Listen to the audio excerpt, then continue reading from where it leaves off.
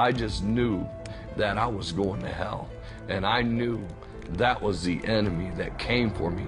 Because when I looked up, I looked right into his face and eyes. And it was so huge, it was almost looked like a fallen angel. And he had the horns of a ram, and it was horrible. When I looked into his eye sockets, it was like looking into death and hell. The best way I can describe it, it was a darkness within a darkness. Randy Hicks' drug use and his eventual overdose had kept him living in darkness since early in his childhood. He grew up one of 9 children in rural Illinois with little parental supervision. I got high when I was 8 years old. 2 of my brothers had got me out in the garage smoking a bong. That was the first time I ever used marijuana. I'll never forget it. I loved it.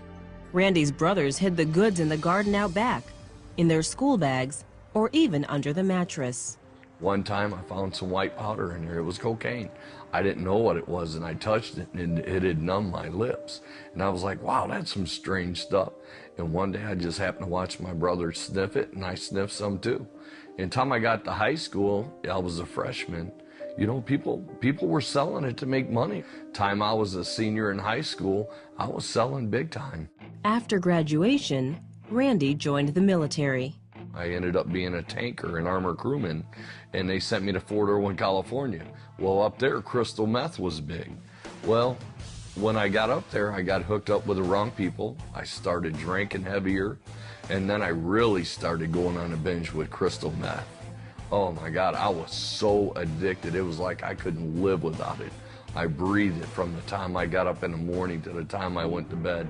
I started selling stuff to get it. And they sent me to rehab, and eventually they released me from the military. It bothered me. I was like, man, I had this great opportunity to turn my life around. Why did I go back to doing the drugs? But it only got worse. Randy spent a year in jail for robbing a gas station. He was so high, he doesn't even remember holding a gun to the clerk's head. When he got out of jail, he overdosed. He was only 27. They went ahead and pulled a white sheet up on me because they said I was going to die.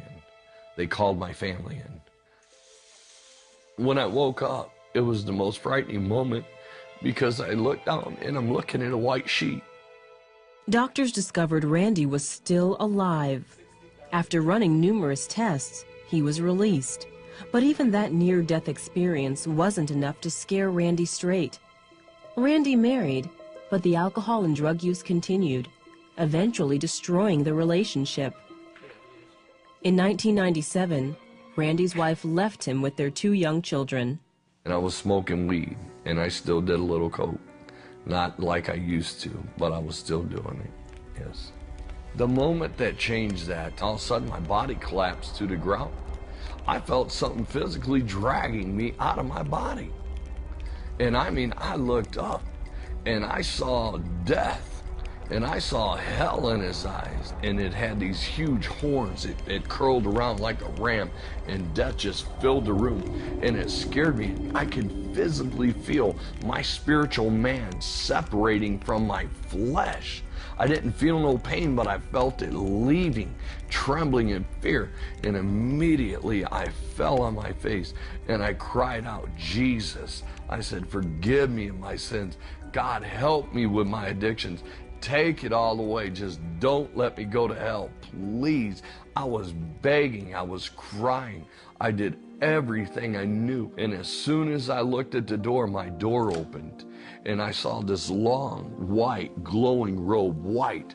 There's just no white in this world you can describe it.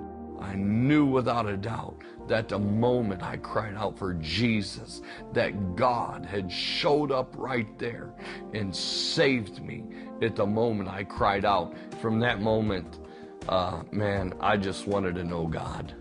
I wanted to know Jesus. I wanted to know this one who, when I knew without a doubt I was going to hell, came for me. Immediately, Randy's craving for drugs and alcohol was replaced with a hunger and thirst for Jesus. I travel and share what God brought me from, what I went through, what it will do to you, and how Christ is the answer.